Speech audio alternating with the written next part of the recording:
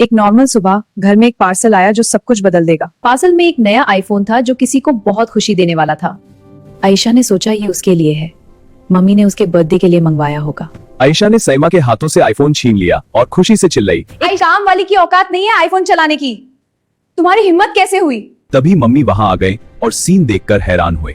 साइमा बिल्कुल ठीक कह रही है, ये फोन उसी का है। उसने मुझे ऑर्डर करने को कहा था। तुम महीने का 25,000 कमाती हो, जबकि साइमा दिन भर 10 घरों में काम करती है और हर घर से 3,000 लेती है।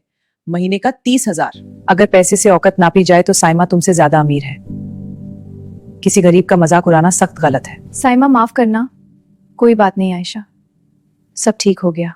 उस दिन आयशा ने सीखा कि औकात पैसे से नहीं, इंसानियत और मेहनत से नपती है। रिस्पेक्ट हर किसी के लिए जरूरी है। कमेंट में बताएं कि आपके पास कौन सा मोबाइल है और लाइक, शेयर और सब्सक्राइब करना मत भूलें।